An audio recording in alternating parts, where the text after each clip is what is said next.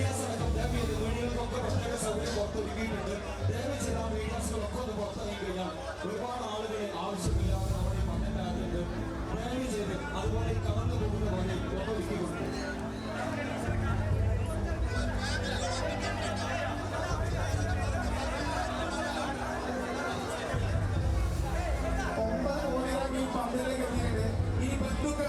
ഈ പന്തലിൽ നിൽക്കുന്ന ബന്ധുക്കളൊക്കെ കിട്ടുന്ന ബോഡി കണ്ട് പോകുന്നേക്കാണ്. ദയവ് ചെയ്ത് ഞങ്ങളോട് സഹകരിക്കാൻ ശ്രമിക്കാറ്. ആദ്യം ബന്ധുക്കൾ എത്രയും പെട്ടെന്ന് കണ്ടിട്ട് ഈ ബോഡി കണ്ടിട്ട് സ്കൂളിലെ ഒരുക്കിയിരിക്കുന്ന പ്രത്യേക പൊതുദർശന ഹാളുണ്ട്. ഹാളിലാണ് ഇപ്പോൾ മൃതദേഹങ്ങളെല്ലാം എത്തിച്ചു കഴിഞ്ഞു. ഇവിടെ അതിനുള്ള ക്രമീകരണങ്ങൾ, അതായത് ഓരോ ഫ്രീസറുകളിലും ഓരോ മൃതദേഹങ്ങൾ വെച്ചുകൊണ്ട് ആദരാഞ്ജലി അർപ്പിക്കുന്നതിനുള്ള നടപടിക്രമങ്ങളാണ് ഇപ്പോൾ തുടരുന്നത്. അതിനുവേണ്ടി നിരവധി പേർ ഓൾറെഡി ഇവിടെ അതിനുള്ള വളണ്ടിയർമാർ ഉൾപ്പെടെ അതിൻ്റെ സജ്ജീകരണങ്ങൾ തുടരുകയാണ്. വലിയ ഒരു ജനസഞ്ചയം തന്നെയാണ് ഈ സ്കൂൾ ഗ്രൗണ്ടിൽ ആകെ ഇപ്പോൾ എത്തിയിരിക്കുന്നത്. രാവിലെ 7 മണി മുതൽ തന്നെ ആളുകൾ, ഈ പ്രദേശവാസികൾ ഇവിടെ എത്തി ക്യൂ നിൽക്കുന്നത് നമുക്ക് കാണാമായിരുന്നു. അത് മൃതദേഹം 9 മണിയോടുകൂടിയാണ് ഇപ്പോൾ ഇവിടെ എത്തിയത്. അപ്പോഴേക്കും ഈ ഗ്രൗണ്ട് ആകെ നിറഞ്ഞു കവിഞ്ഞ രീതിയിൽ തന്നെയാണ് 9 പേരുടെയും മൃതദേഹങ്ങൾ ഇപ്പോൾ ഈ പൊതുദർശന ഹാളിൽ പ്രത്യേകം സജ്ജമാക്കിയ പന്തലിലേക്ക് എത്തിക്കഴിഞ്ഞിട്ടുണ്ട്. അവിടെ ഇനി ആദ്യം സ്കൂളിലെ വിദ്യാർത്ഥികളാണ് അന്തിമോപചാരം അർപ്പിക്കുക. അതിനുശേഷം രക്ഷിതാക്കളും നാട്ടുകാരും അന്തിമോപചാരം അർപ്പിക്കും. എന്തായാലും ഒരു സ്കൂളിലെ പ്രധാനപ്പെട്ട അധ്യാപകർ ഉൾപ്പെടെ 9 പേരുടെ മരണത്തിനിടയ്ക്ക് ഒരു നാടിൻ്റെ നോവായി മാറി കഴിഞ്ഞിട്ടുണ്ട്. അത് അവർക്ക് ഒരു അന്ത്യയാത്ര നൽകുന്നതിനുള്ള, ഒരു അന്ത്യോപചാരം അർപ്പിക്കുന്നതിനുള്ള തയ്യാറെടുപ്പിലാണ് പാങ്ങ് പ്രദേശം മുഴുവൻ. കാരണം ഈ പാങ്ങിലെ ഒരു പ്രാഥമിക വിദ്യാലയമാണ്, ഒരു സർക്കാർ വിദ്യാലയമാണ്. ആ വിദ്യാലയത്തിൽ പഠിച്ചവർ നിരവധിയാണ്. ആ സ്കൂളിലെ അധ്യാപകരെ അറിയുന്നവർ നിരവധിയുണ്ട്.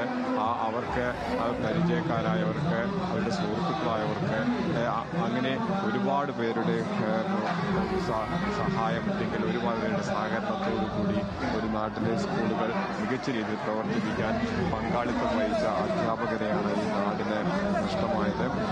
9 പേരുടെയും മൃതദേഹം ഇപ്പോൾ പാങ്ങ ഗവൺമെൻറ് ഹയർ സെക്കൻഡറി സ്കൂളിലെ പൊതുദർശന ഹാളിലേക്ക് എത്തിക്കഴിഞ്ഞു. ഇവിടെ അന്തിമോപചാരം അർപ്പിക്കുന്നതിനുള്ള ശ്രമങ്ങളാണ് ഇപ്പോൾ ആരംഭിച്ചിരിക്കുന്നത്. ആദ്യം സ്കൂളിലെ വിദ്യാർത്ഥികളാണ് അന്തിമോപചാരം അർപ്പിക്കുക. അതിനുശേഷം നാട്ടുകാരും രക്ഷിതാക്കളും എല്ലാം അന്തിമോപചാരം അർപ്പിക്കും.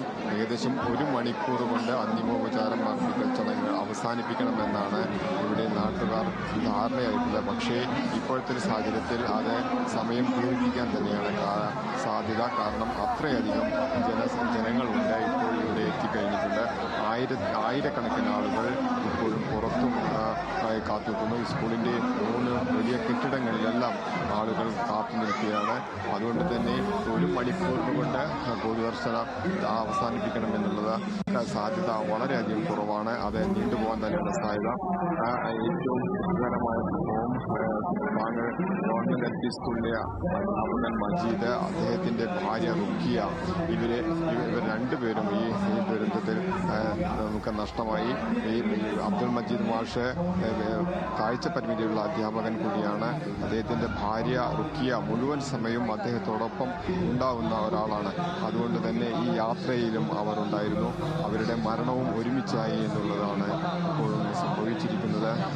ഇവരുടെ 2 പേരുടെയും മൃതദേഹം ഇവിടുത്തെ പൊതുദർശനത്തിന് ശേഷം അവരുടെ വീടുകളിലേക്ക് കൊണ്ടുപോകും. അവിടെ നിന്നും പാങ്ങം മാട്ടാത്ത ജുമാ മസ്ജിദിലാണ് അവരുടെ ഖബറടക്ക ചടങ്ങുകളെല്ലാം ഇപ്പോൾ തീരുമാനിച്ചിരിക്കുന്നത്. ഒപ്പം തന്നെ അധ്യാപിക റംല, ഷക്കീല, ഇവരുടെയും സ്കൂളിലെ പാചക തൊഴിലാളിയായ സാജിദയുടെയും മൃതദേഹം അവരുടെ വീടുകളിലേക്ക് എത്തിച്ച ശേഷം തുടർന്ന് പാങ്ങ വലിയ ജുമാഅത്ത് പള്ളി ഖബറിസ്ഥാനിലാണ് എൻ്റെ ഖബറടക്ക ചടങ്ങുകളെല്ലാം ഇപ്പോൾ തീരുമാനിച്ചിരിക്കുന്നത്.